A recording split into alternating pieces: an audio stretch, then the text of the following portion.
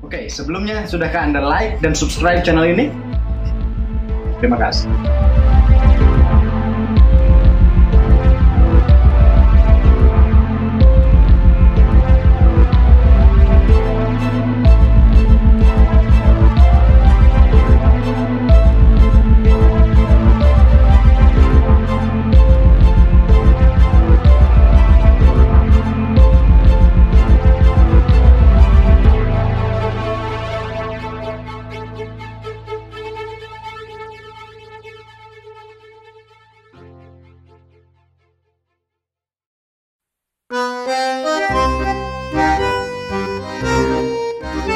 Jika kita memperhatikan maneuvering karakteristik dari sebuah kapal atau wheelhouse poster yang ada di anjungan, kita bisa melihat lebih seksama bahwa ketika kapal mulai menggerakkan kemudinya pada titik ini, dia tidak langsung bereaksi pada kemudinya dan bergerak seperti ini membentuk busur lingkaran menuju haluan berikutnya. Melainkan, meskipun haluan kapal sedikit berbelok, dia akan tetap bergerak untuk beberapa saat pada haluan semula, kemudian pada titik ini, dia mulai bergerak melingkar, menelusuri busur lingkaran, menuju haluan berikutnya yang sudah ditentukan.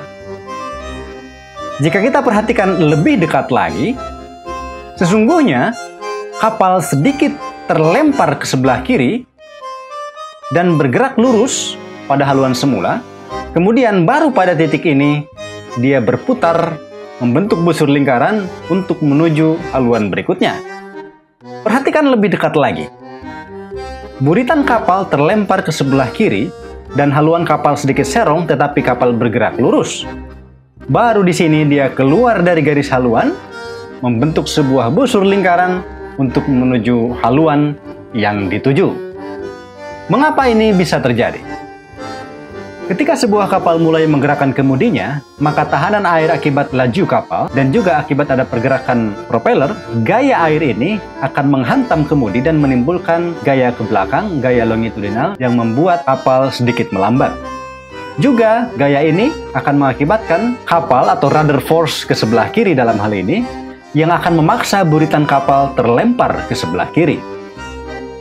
Kita akan fokus kepada gaya yang melempar kapal ke sebelah kiri, gaya transversal ini.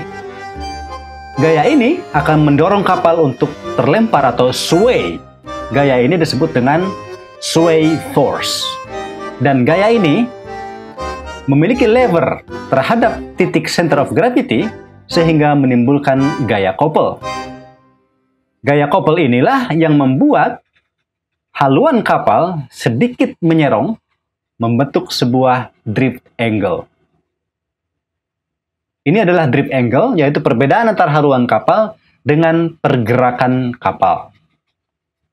Pada kondisi ini, kapal akan terus bergerak lurus seperti ini pada haluan semula.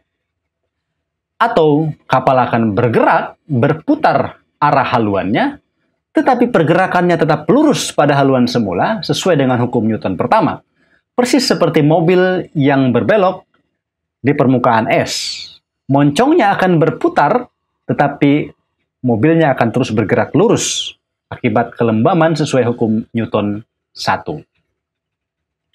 Oke, kita lanjutkan. Ketika kapal bergerak ke depan seperti ini, dia akan menabrak partikel-partikel air seperti ini, dan memaksa partikel air tersebut terlempar ke sebelah kiri.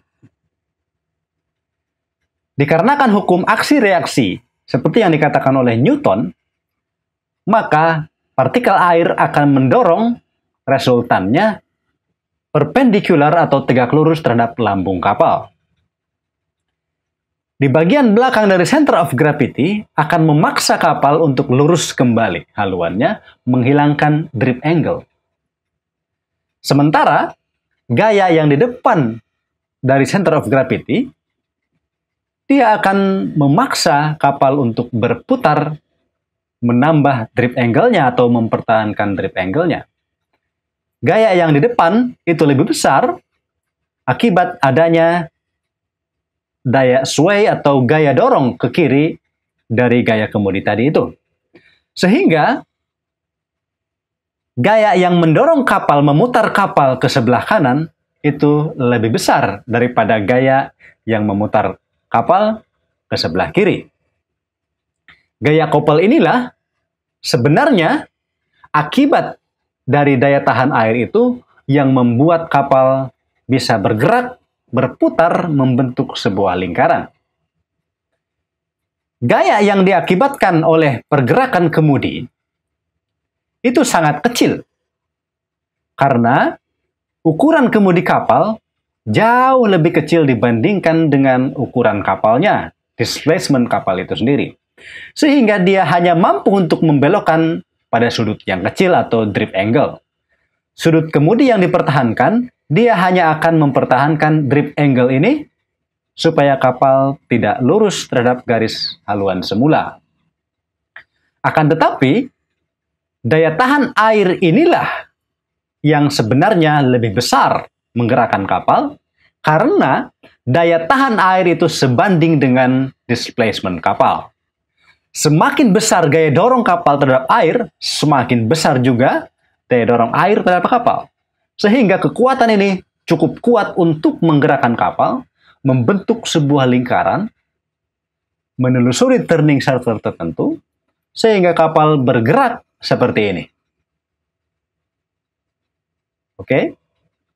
Sehingga sebenarnya tanpa adanya daya tahan air yang tadi, kapal tetap akan bergerak lurus pada garis haluan semula, meskipun haluannya berputar-putar. Jadi, kemudi tidak membelokkan kapal, dia hanya mempertahankan drifting angle atau drift angle. Yang membuat kapal berbelok adalah daya tahan air. Disitulah letak ilusinya. Nah, ketika kapal membelokkan kemudinya kembali menjadi lurus, seperti ini, kemudinya lurus kembali, maka gaya air yang mendorong kapal itu menjadi seimbang dan dia menjadi equilibrium sehingga haluan kapal lurus kembali.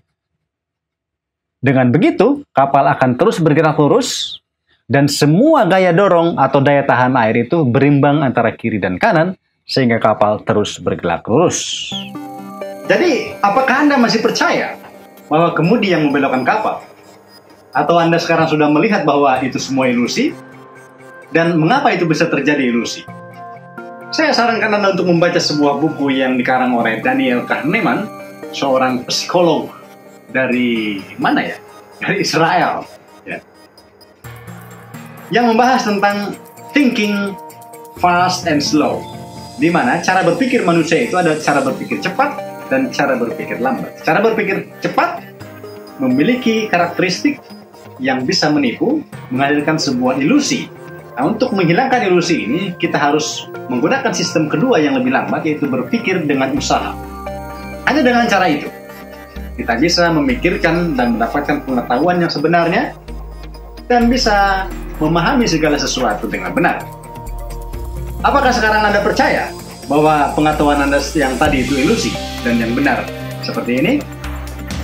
Atau paling tidak, apakah video ini membuat Anda berpikir? Jika iya, silakan like, subscribe, share sebanyak-banyaknya, dan jangan lupa dukung terus channel ini. See you next time and ciao.